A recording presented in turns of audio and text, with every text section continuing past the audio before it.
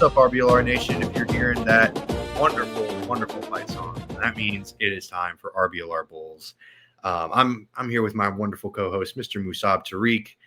We're going to be talking some Bulls football, also, a little bit of college football in general, because USF's great and USF's fun, but they're on a bye week this week, so we're going to be taking a little bit of a wider view of the college football landscape as well. But Mr. Tariq, how are you doing this week? What's been going on, brother?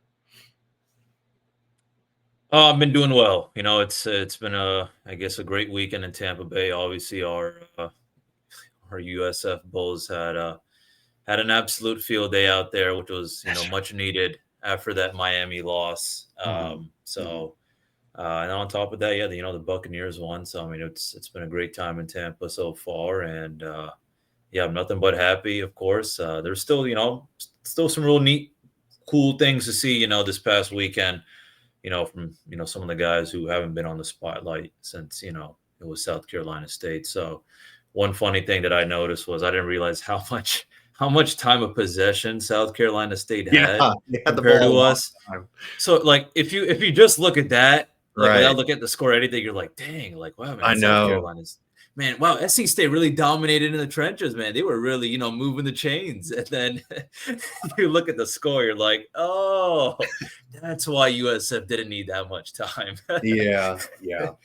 And it's tough, man, with the Alex Golesh just like turbo offense. Like, I think it's a running joke with him in press conferences where he's just like, "Oh, we got to win time of possession. We got to win time of possession." It's like, brother, no, you don't. Like you're full of it, brother. Like you're just kind of yammering up there. But it's tough, man. SC State, like they started the game off so weird. In case our viewers or listeners aren't aware, they USF won 63-14. Not a particularly close game. But yeah, SC State got off to like an okay start. Like they drove the ball down the field, and then the Mac Harris pick six happens, and then it's like they drive the ball down the field a little bit, but then they have to punt. Or it was a weird game for them.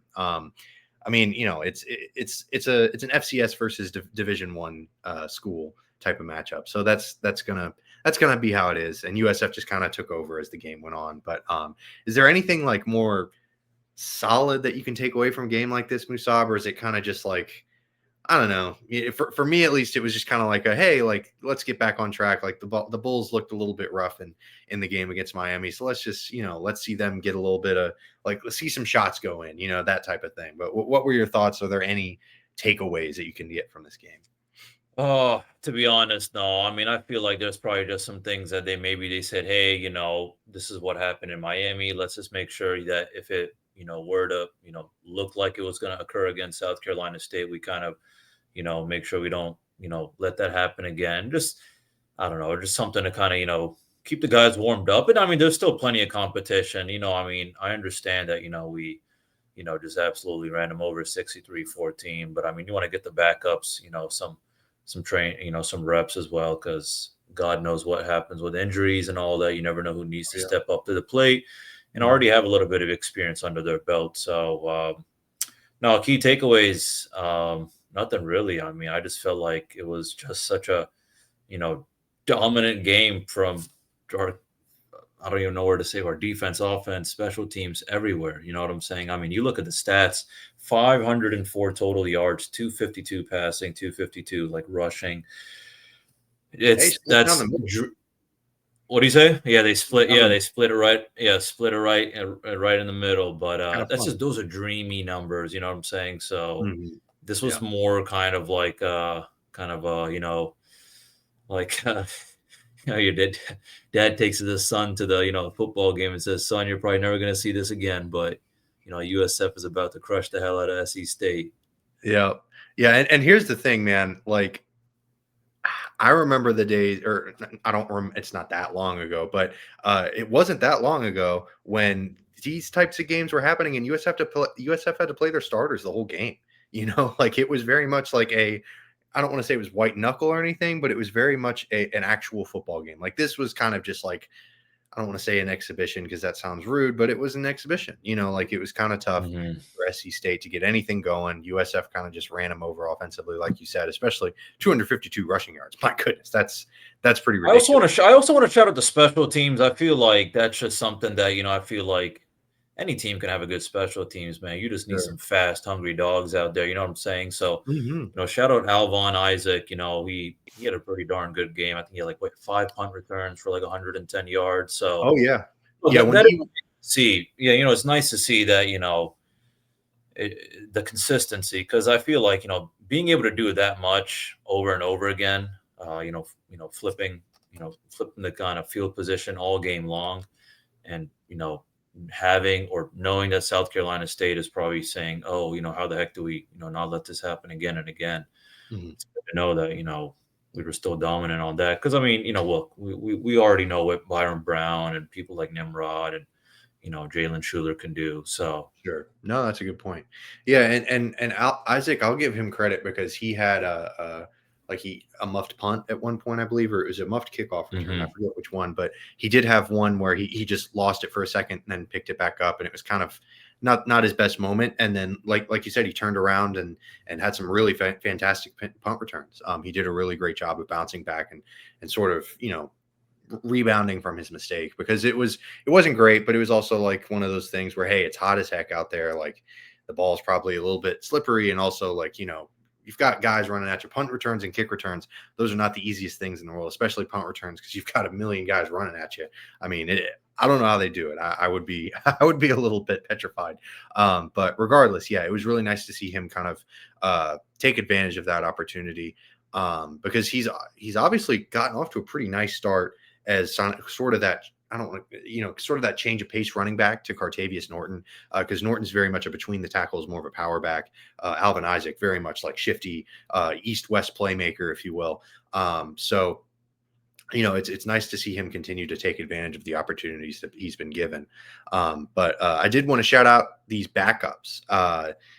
Because man, these guys had some nice little performances. Nyaki Mhm. Davenport, who we shouted out on our show before the game last week, in case you were listening last week, as a backup to watch, he had a big time run for a touchdown. I think it was 40+ yards. Really, really impressive stuff from him. And then Jonathan Eccles, the 4-star tight end out of IMG Academy.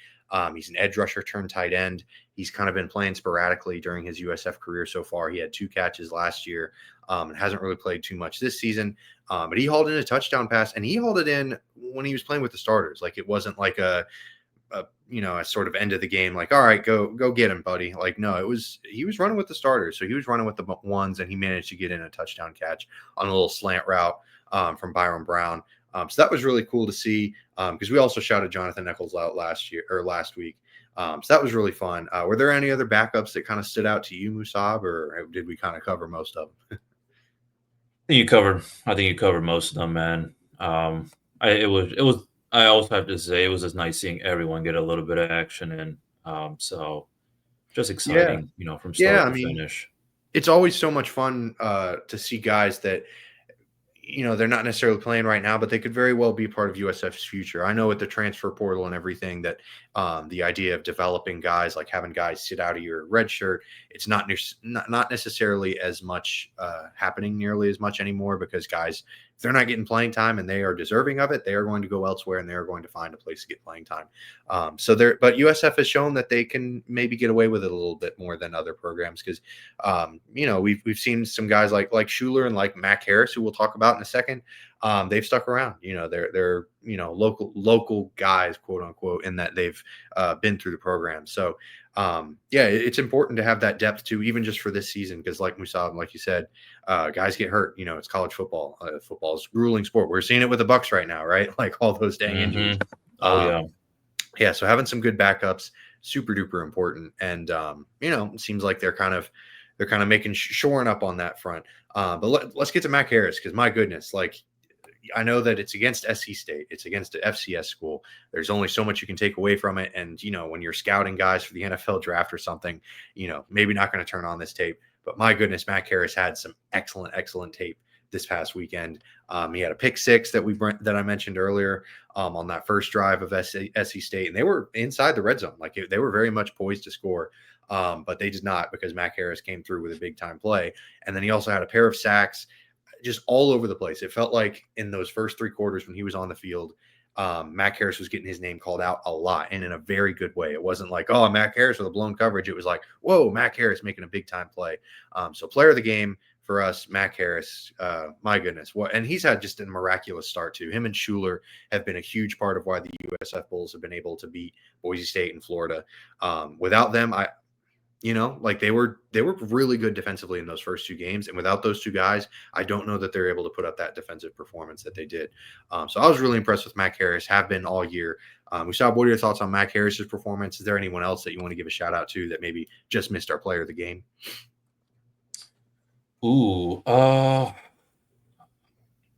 mean, it's got to go. It's got to be Matt Harris, definitely for player of the game. Yeah. I mean, yeah, especially with the pick six, 2 sacks. I mean, I'm gonna have to go Matt Harris. But I mean, I think everyone on the defensive side had just super dominant effort.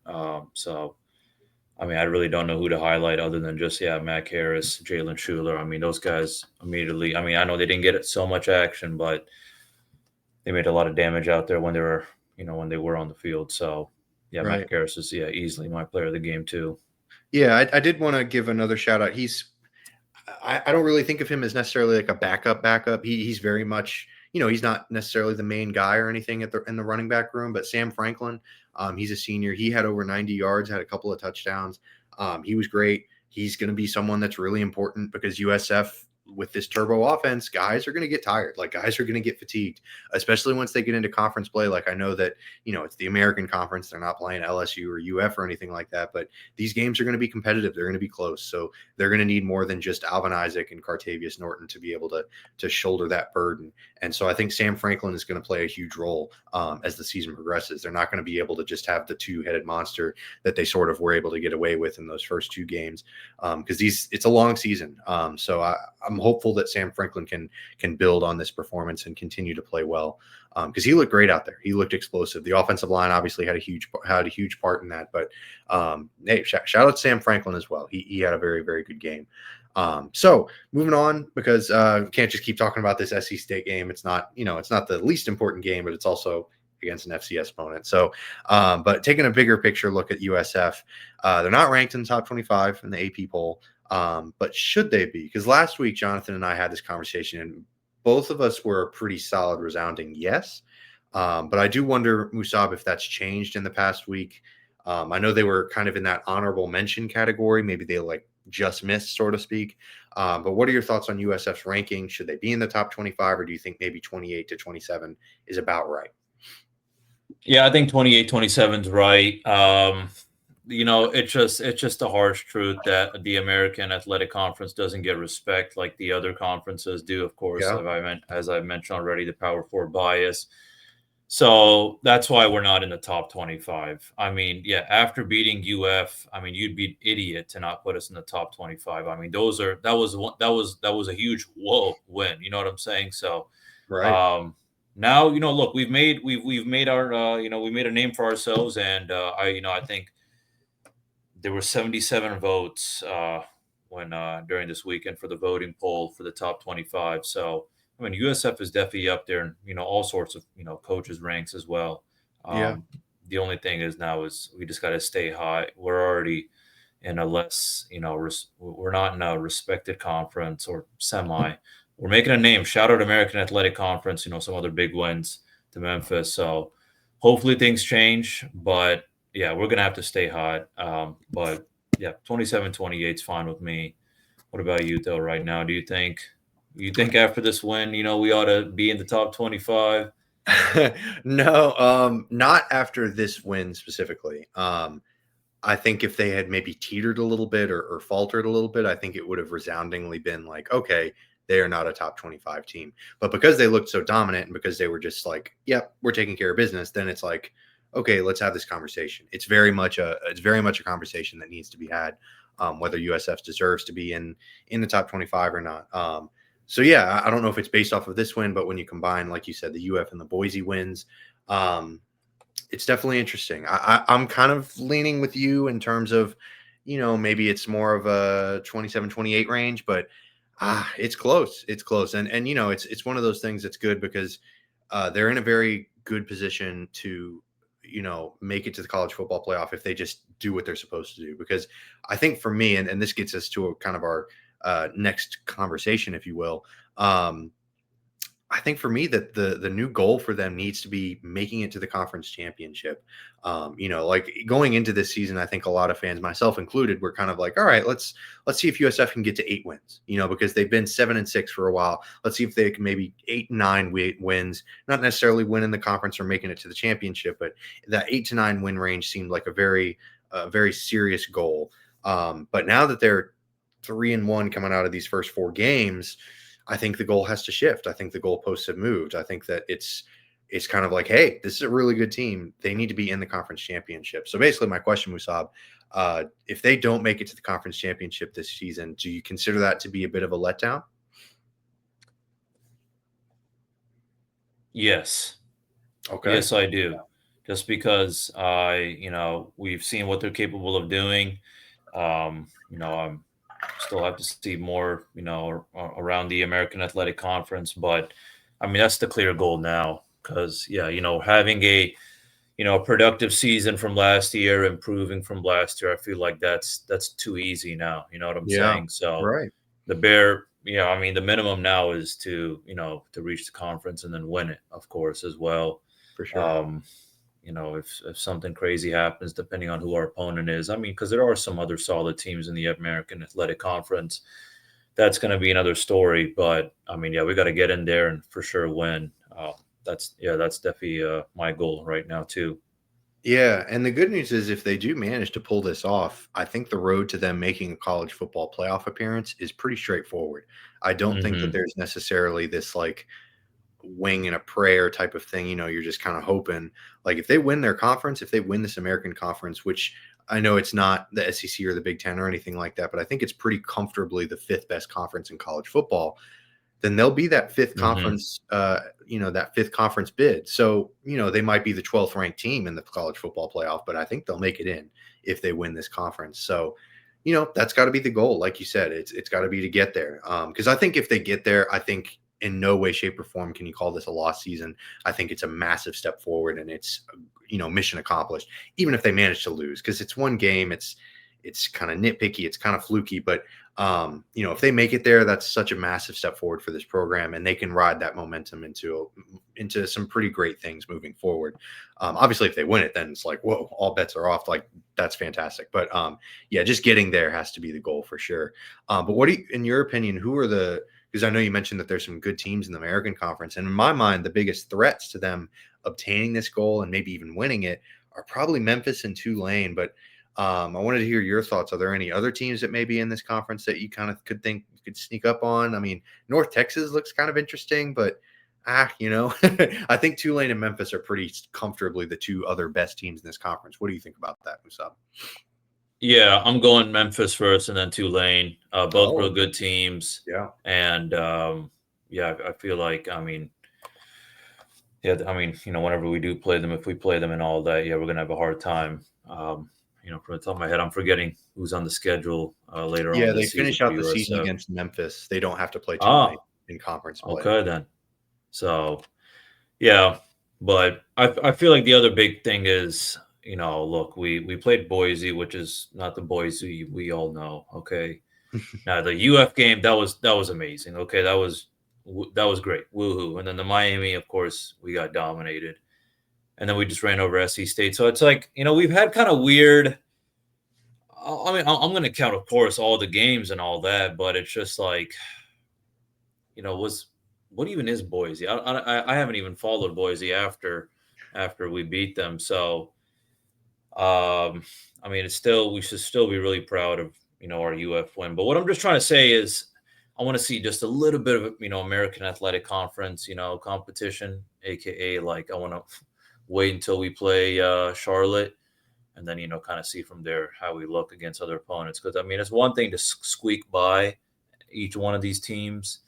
Then I'm thinking, okay, well, it's anyone's game here in this conference. But I mean, if we're running over some of these teams, then of course.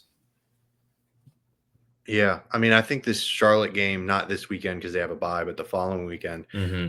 it could be kind of a big indicator, like you said, of what of things to come. I don't want to put too much pressure on it because it's one game, but yeah, if they're able to kind of just like steamroll Charlotte and kind of treat it almost like I don't want to say it's like the SC State game because Charlotte obviously is a Division I program, but if they're able to jump out to a big lead, then yeah, it could be a sign of things to come because Charlotte isn't great, but they're not like Rice. They're not necessarily the bottom tier of the American Conference. They're not Rice or UAB or anything like that. So I do think that it's kind of an indicator of how they'll play against those maybe lower tier opponents. But they still got North Texas, they still got UTSA, and they still got Memphis.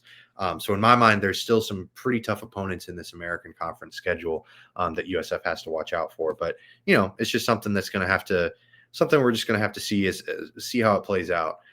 But shifting our focus to a little bit of around USF's USF's athletic department, the men's soccer team got the 600th program victory. I thought that was pretty cool.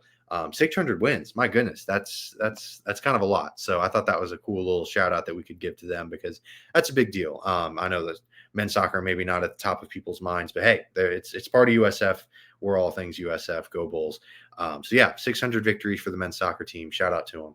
But I know their volleyball team. Oh, I was just gonna say, and I think their volleyball team actually came out with the win. I believe it was yesterday. I'm actually pulling it up right now. I just got to confirm. This was actually yesterday against Florida Atlantic. They had beaten. They had beaten Florida Atlantic 3-1. So very cool. And this is the same volleyball team that beat FSU, right? Yeah, I just wanted to also highlight that. I mean, they played the 17th and 18th ranked, teams, Kansas and Creighton, and I mean, I think they all went to one went to 4 sets and another 3 sets. I mean, they've all been really close. So, shout out. I just wanted to shout out to USF women's volleyball team. Got to see more, of course, but I mean, they've had a pretty darn good season so far. Absolutely. No, yeah. I mean, I think that the FSU victory was just historical. So huge. Yeah, absolutely. It was such a massive deal that they've definitely been kind of the talk of campus a little bit. I know the football team's been great too, but the volleyball team, shout out to them, man. They've been fantastic. They've been doing their thing. So hopefully they can keep it going. And, the women's soccer team's also been off to a pretty good start. They got some solid victories against some lower level schools. I think Creighton was one of them. So they've been doing their thing as well. USF has a lot of really great athletics departments, across their athletic department. They have a lot of great athletic teams. So really, really want to, shine some light on them as well. But now we can talk about college football, back to the college football space, but a little bit more around the country, if you will. Because most conferences are beginning conference play now. They've kind of gotten the non-conference games out of the way. So there's only so much you can necessarily take from the non-conference play, but at the same time, there are some teams that have kind of dropped out of it. Clemson. So there's definitely some haves and there are some definitely have-nots, but there are a lot of maybes. So I did want to get just kind of, now that we're getting into it, who's your favorite to win the national championship this season, Mr. Tree? Ooh, oh man, that came out of nowhere. All right. Oh wow. Okay. Favorite to win it all. Oh my Lord. Dude. I'm not gonna lie to you, just because. I mean, from the top of my head, I mean, we still. I mean, there's still so much to see. I think we can all say there's still a lot more to see for the rest of the season from each and one of these teams. But you know what, I'm rooting for them just because they beat us, and I have to say I watched how they play against UF, and I was impressed. And I'm going Miami, man. I'm rooting for them to win it all. I think that'd be like, hey, like just imagine USF, only loses to Miami this whole season, or I mean, maybe chances are if they make it to the playoffs, they're gonna end up losing. So right, but hey, regular season. So yeah, look, USF has only one regular season loss. It's only to Miami. Miami wins a national championship. So it's like, okay, well, what are you gonna say? Look, we were basically undefeated minus losing to the national champions. But no, seriously, they got a real good bunch over there, But I got to say, this FSU Miami game's, I think, the most exciting game to watch this weekend. So, I mean, I can always say Ohio State or Penn State or LSU. I mean, they're all phenomenal programs. But you know what?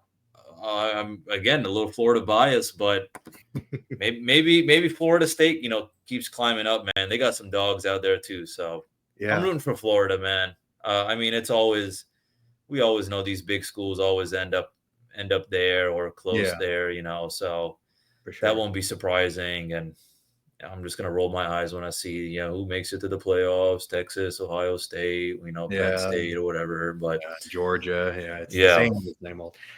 Yeah, no, it is kind of boring in that aspect, but I do agree. I think Miami has a very good shot to make some real noise because, like you said, they've looked impressive. They played really well against Notre Dame. They beat Florida, and if they beat FSU, whoo, because FSU didn't just beat Alabama, they thumped them. Like it was not a game. Like it was kind of a blowout. Like, and that's not great. That's not a very good look for Alabama, but it's a really good look for Florida State. So, yeah, I'd be hard pressed to really name too many teams that are looking better shape than Miami is right now. Because man, that Ruben Bain fella is he might be one of the best defensive players in college football right now. He's been off to an outstanding start on that defensive line. He's really impressive. And Carson Beck has been there, like he's been in these big time. nasty offensive line, man. I was Yeah, just gonna say, filthy dude. for sure. Oh, Yeah, they've and been then you got keeping Mark. Carson get real nice and cozy and comfy back Right. there.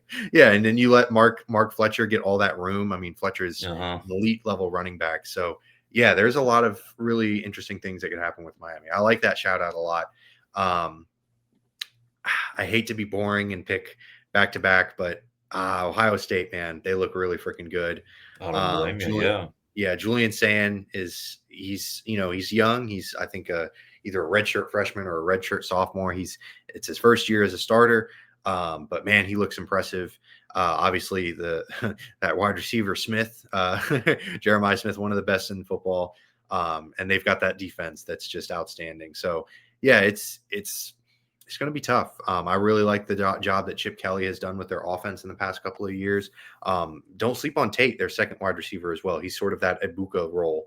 But I think that Ohio State is going to be really tough to beat. Like They also that have, first well, I Texas. mean, I was just gonna say they got Caleb Downs on Exactly, Caleb defense. Downs. Like I know we Oh were my just talking God, an about Ruben absolute, Bain, yeah, but yeah, Caleb yeah, Downs is definitely up there deadly as well. safety. So Yeah.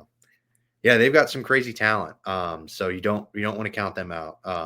So yeah, there's a lot of great college football teams out there. Georgia just pulled off that really really fun victory over Tennessee as well. So Georgia's a team to watch out for. They've always got, no pun intended, a bunch of dogs on their team, especially on that defense.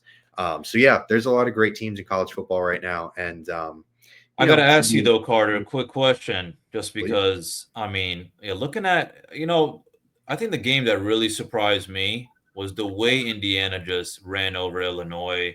I know that was crazy. 63-10. I don't know exactly what else to say. Is maybe Illinois just ranked too high? Or Yeah, I think is Indiana him? right is really yeah, is Indiana that school? I think it might Man, it's be something more about of Indiana these days, man. The Colts and now I Indiana know. University. Oh Lord. They're cooking. Yeah, and they were really good last year, like don't take them for granted for sure, but They got the Pacers and the Fever. oh yeah, the Pacers making it to NBA finals. Yeah, Indiana's it's making noise. I didn't realize that actually right now. Wow. I know, something in the water. But yeah, I think don't get me wrong, I think Indiana is very good, and this is not me saying that Indiana is bad by any stretch of the imagination. They are a very serious college football playoff contender, because they have a really good team. But I do think Illinois probably was maybe ranked a little high, and it's just one of those games, man. Like it's just everything goes wrong, right? Like it's weird, but that's how football is. Sometimes things can just go really really sideways. I think we saw an NFL score similar to that recently too, where it was it the Raiders that got beat down that bad? I don't remember what team it was, but there's a really nasty score there too. But yeah, sometimes these blowouts just happen, and it kind of comes out of nowhere, even against two seemingly relatively evenly matched teams. So, but yeah, definitely a good shot. That was a really weird game. Definitely the most surprising outcome of this past weekend for sure. But staying on this national track, I did want to ask you about our favorite award, or everyone's favorite award, the Heisman. Um, the field's kind of wide open right now. I don't know that there's really a good, solid Heisman favorite, because Arch Manning oof, I know he's kind of turned it around against the better teams, but um, it's looking rough for him. Lenoris Sellers hasn't really been too great out of South Carolina. Obviously, DJ Lagway has been really bad. I guess Garrett Nussmeyer, but even him, like he hasn't really been that great for LSU. They've kind of just been winning games by the strength of their defense. So I don't know. John Mateer just got hurt from Oklahoma. He was kind of a favorite.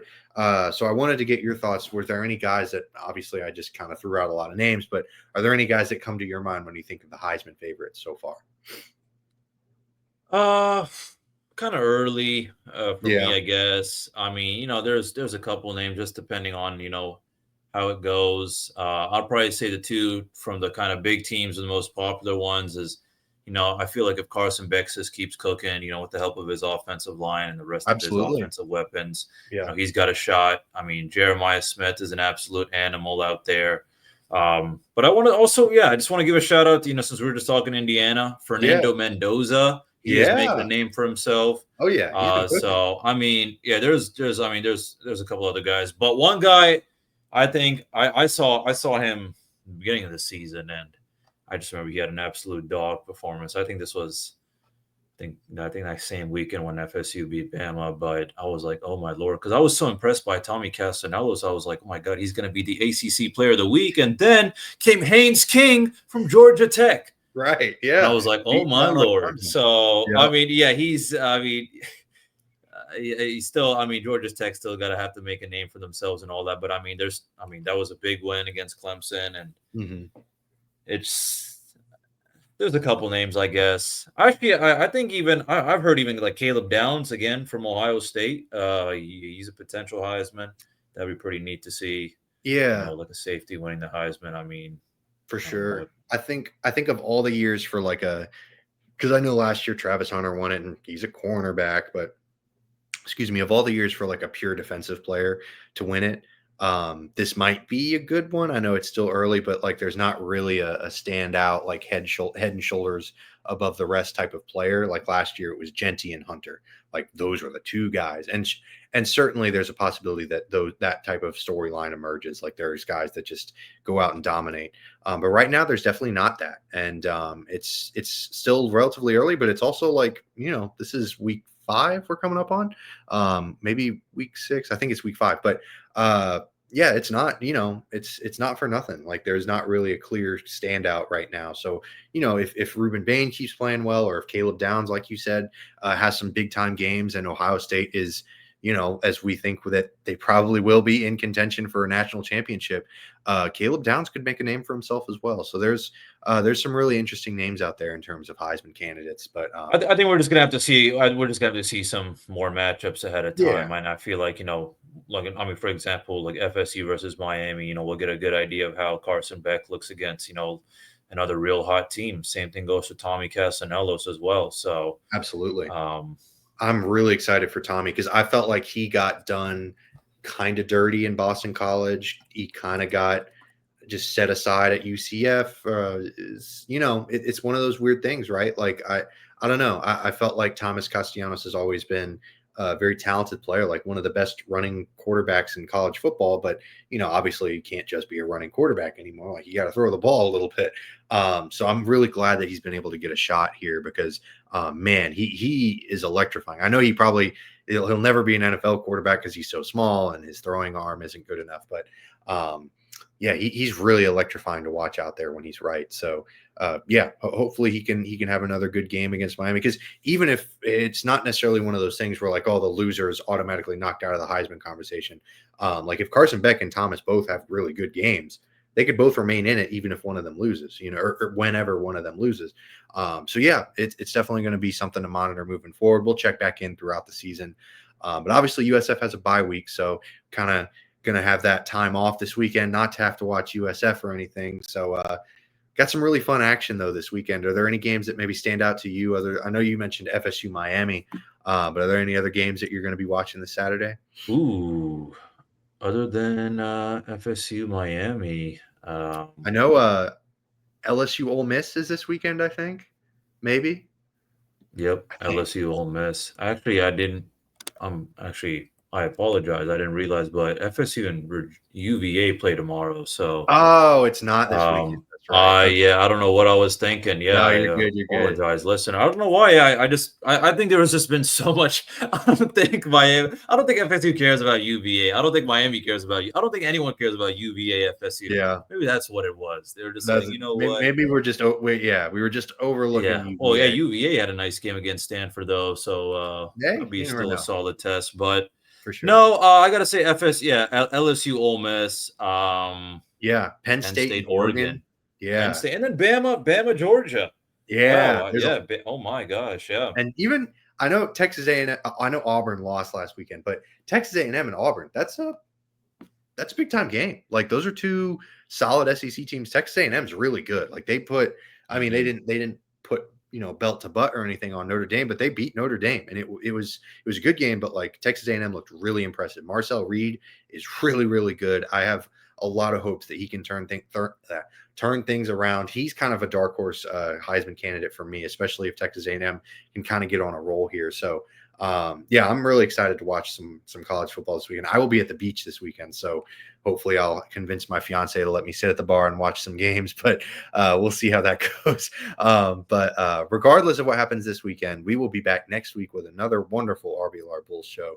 We sure hope y'all enjoyed staying around and listening to us talk some college football and some college sports in general with USF. I'm Carter Brantley. This is Mr. Musab Tariq. And if you like what you heard, hit that like and subscribe button. We'd really appreciate it. But until next weekend, as always, go Bulls. Go Bulls.